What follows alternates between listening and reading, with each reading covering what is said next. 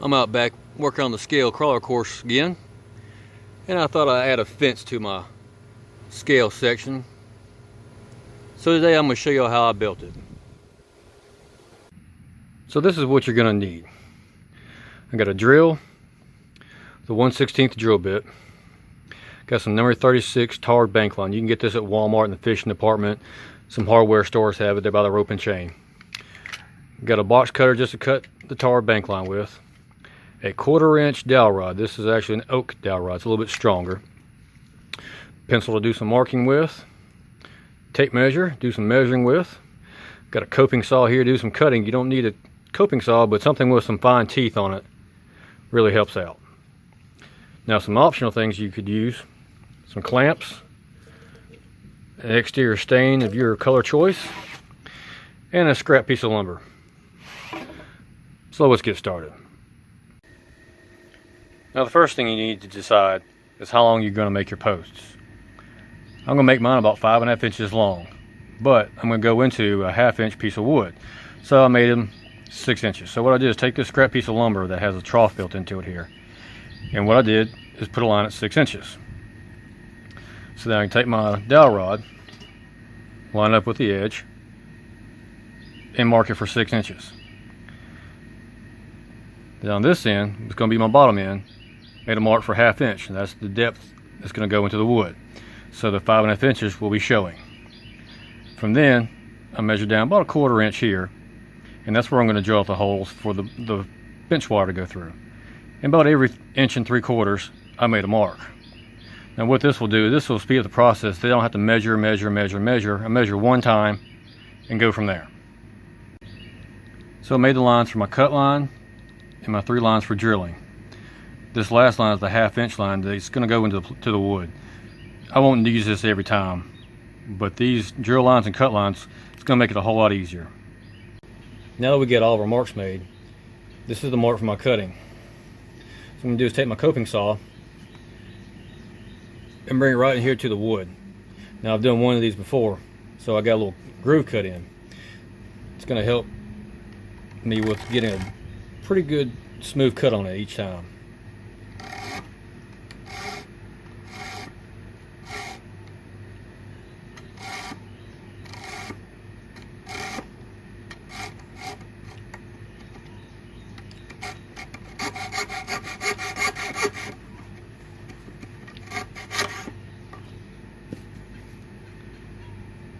And there we have the start of our fence post.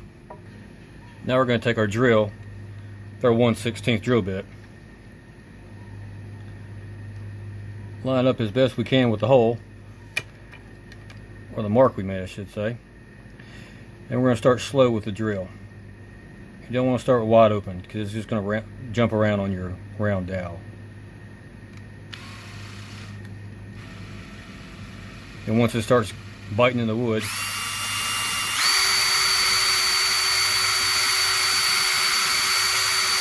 you can speed it up. Now if these small drill bits, a little tip is to clean the sawdust and junk out every time you get done. The next hole will go easier that way.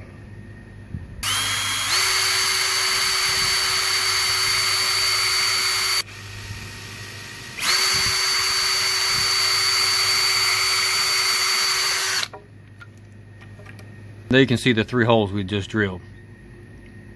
Now you're going to repeat this process for how many fence posts you want to do. Now let's get to work on the fence wire. So I'm going to need about 54 inches total length of this bank line. Now I'm going to go ahead and just give me 60 inches. That'll give me some play with and room to make the knots and so forth on it. Now if you look at your bank line, take the end of it and twist it, it'll start unraveling. And it will unravel into 3 distinct pieces of twine, like so. Now we're going to unravel this whole piece, and that will give us our 3 pieces of line for the top, middle, and bottom of our fence. So let me get this untwisted, and I'll get right back with you. So I got the bank line separated into 3 separate lines. Now that was probably the longest part of this whole process and most aggravating, because it all, as you can tell, it wants to bind back up and twist. And we want to get these little curly cues out of here. So what I do is pinch one end, and with this end, these fingers, just pull and pull and pull and pull. Now what that does, it works out the spiral of the line. Now you're going to have to do this a couple of times, and the longer the line is, the longer it's going to take you. So I'm going to get the curls out of these lines, and we'll move on to the next step. Now that I got the line straightened out a little bit, we'll take our fence post. Going to take our line, push it through the fence post and the holes we drilled. Now I'm going to go out about 3 or 4 inches past it. And what I'm going to do is tie just a couple of overhand knots in the line here. Just like so.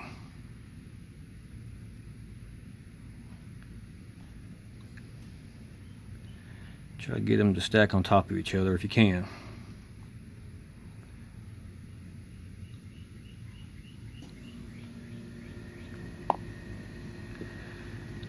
Like so.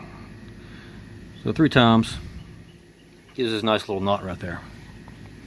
So when you pull your line through, you got a stopper for it. Now you can take your X-Acto knife and trim that edge off.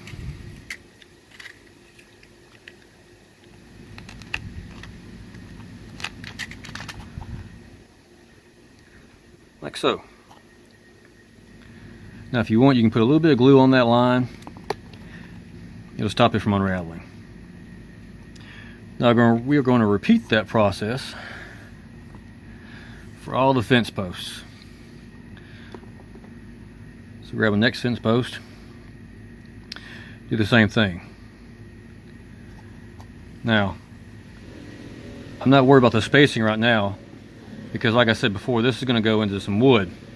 So I'm going to drill out the spacing part on the wood itself. So this will give you a little bit of an idea of what it's going to look like.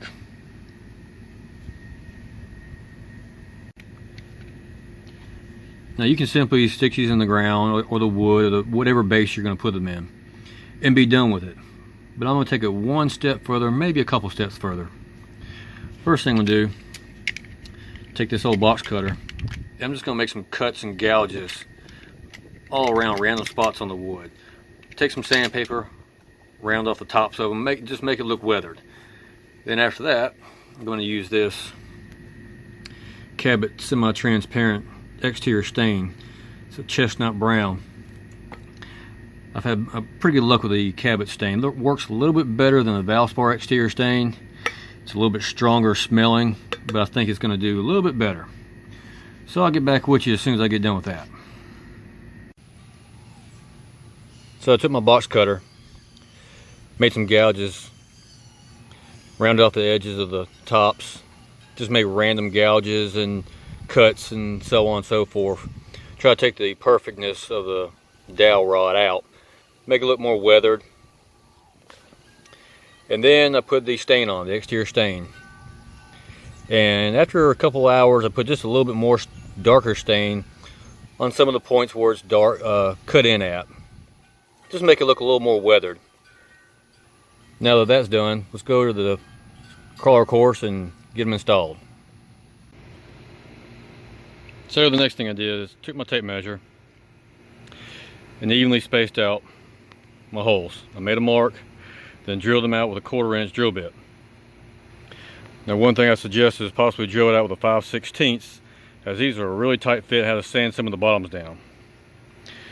Also, if you're going to use a stain, I suggest getting your 1/16 drill bit out again once your stain is dry and clean the holes out. So I'm going to do